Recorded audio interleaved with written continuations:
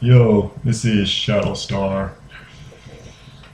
For those of you who recognize me from my old channel, I'm not gonna lie, I lost the password to that one. Couldn't remember to save my life, so I built a new channel. Don't worry, I've actually put the password for this one inside my phone, so for those of you who actually look at this, which I doubt there are many, but I'm gonna go ahead and put the videos anyway. For those of you that look at this, you can guarantee that I'll start doing videos for this one. That being said, my first video is going to be Fairy Tale chapter 450 review. And the reason I chose to review this particular fairy tale is because, one, I just read it, so my reaction is still there if you haven't noticed. Two, how should I say this? Okay, let me go ahead and tell you a little bit of my thoughts on Fairy Tale.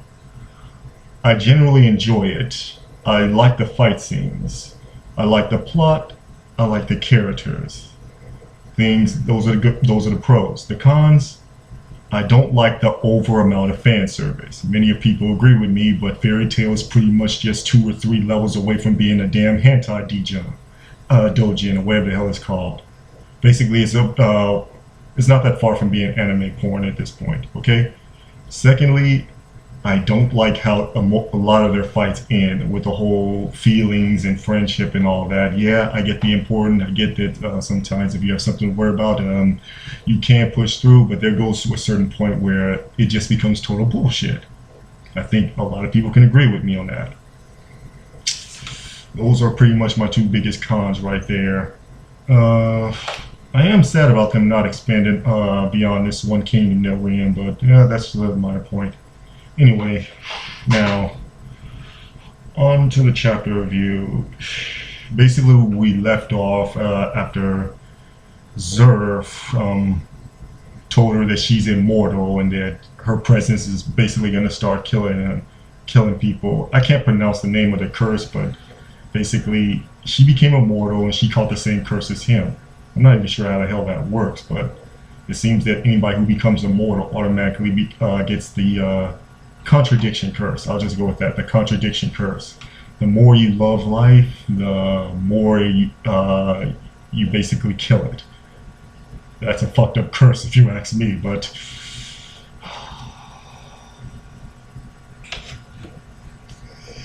yeah, I'm bringing out the iPad. I'm gonna take a note from King of Lightnings. And this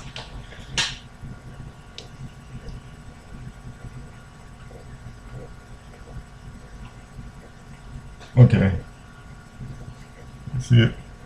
Oh, god damn it, really?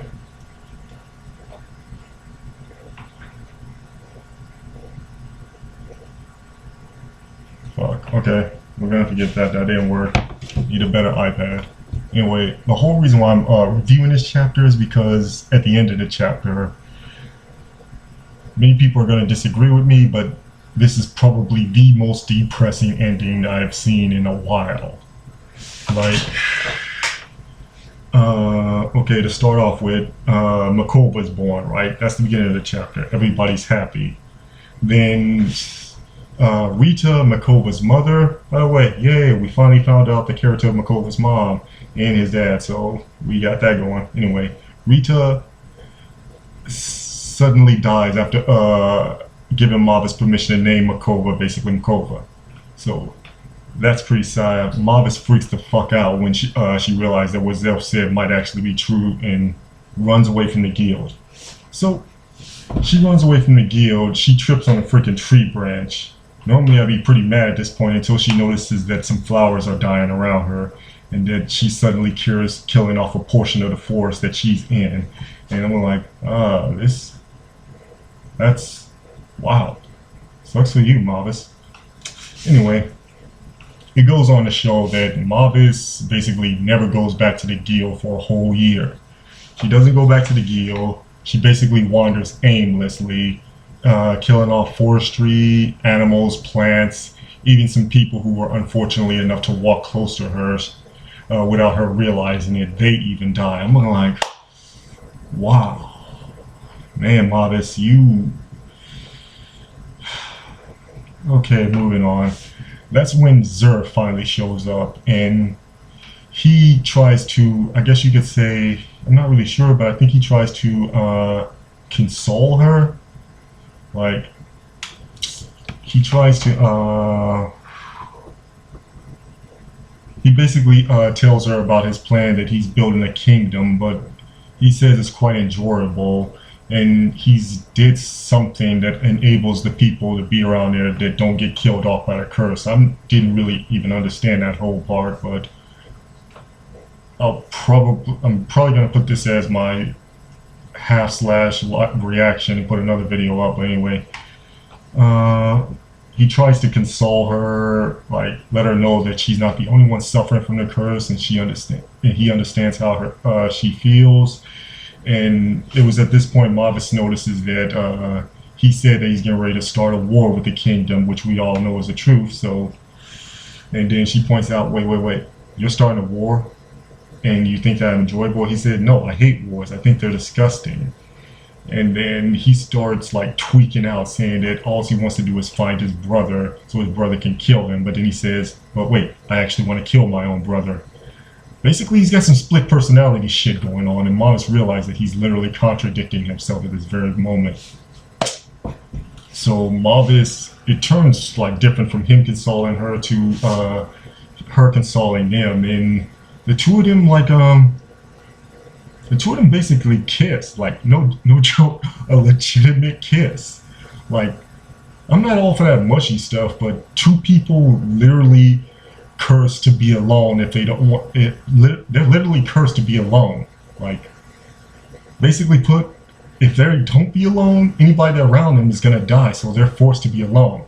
And it's like they got this curse, it's like she got this curse, he got this curse, and they basically kiss, and it's like, okay, well, a ship just sailed. I don't mind that. I don't mind it at all. I was actually like, okay, this is probably gonna last for another 2-3 chapters of them being together trying to undo the curse and whatnot, possibly before something happens that Mavis gets sealed away, right? So right after they kiss, and okay, I'm gonna read the quotes. Let's see, because I gotta read this because this was pretty fucking deep for me. Like, I'm not gonna joke, I actually shed a fucking tear. Let's see.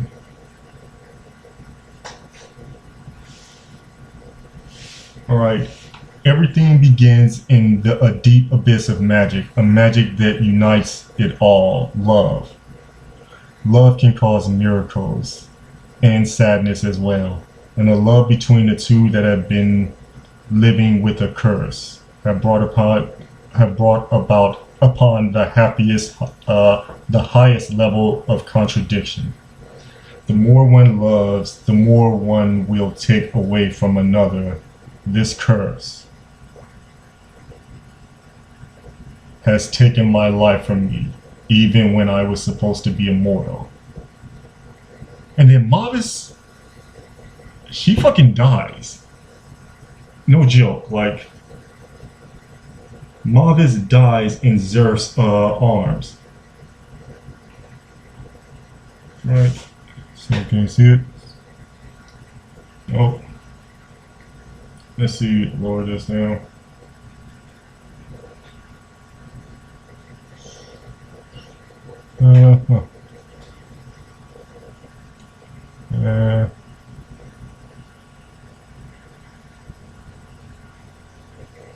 Still no. Well, I got this iPad for free from like in the mail anyway, so it don't matter.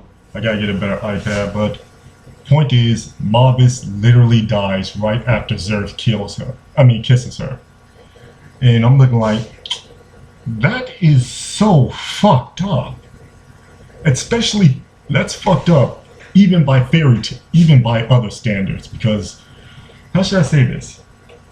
Alright, let's point this out. Fairy Tail has always been this happy-go-lucky manga where very few people actually die in past or present storyline. Like, the number of people that actually died, if you can point to the past and the present, I'm pretty sure you can probably count them. Like, they might be just, you probably count them with both your hands and still have a few fingers left over. I'll just say that.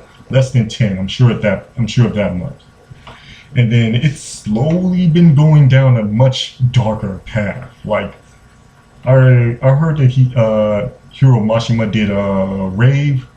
It's starting to get at that level because, let's see, I think Fairy Tail got really fucking dark during the Tartarus arc when like a whole slew of fucking townspeople died. I'm like, wow.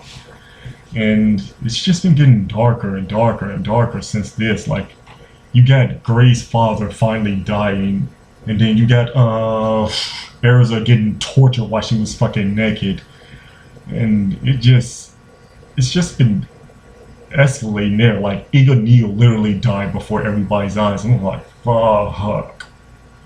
Like, wow, what the hell has happened to Fairy Tail? And now that's a pretty fucked up ending.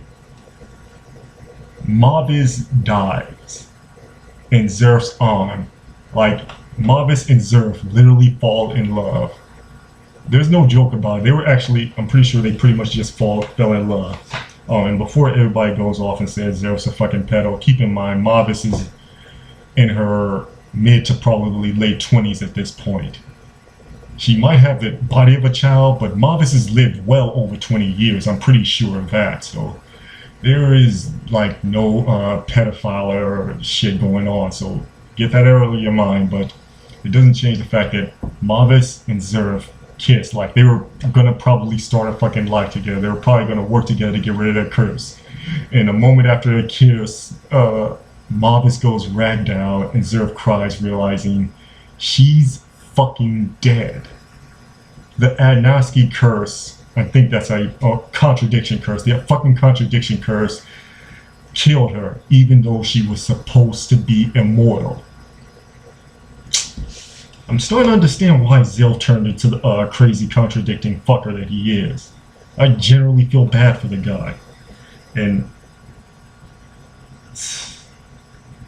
to a certain degree, I think that Fairy Tail's like, the way they put that mushy stuff is laid on like a little bit too heavy, like to the point where it becomes cheesy.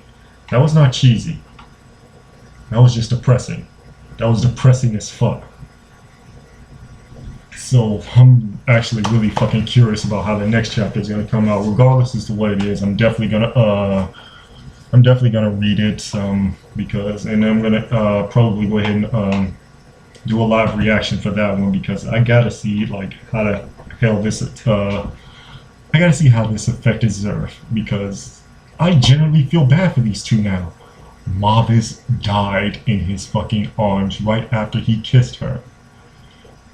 That would fuck anybody up. Really, that would fuck. It's like,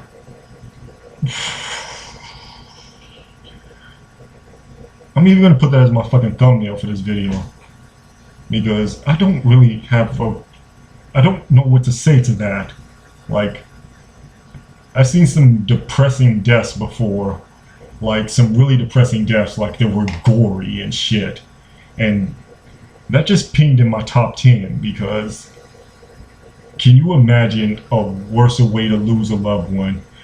You're fucking cursed with some contradiction curse where the more you love life, the more you take away from it. Basically, you don't want to kill anybody, and because of that, you keep killing everybody around you, anything from plants to animals to fucking human beings.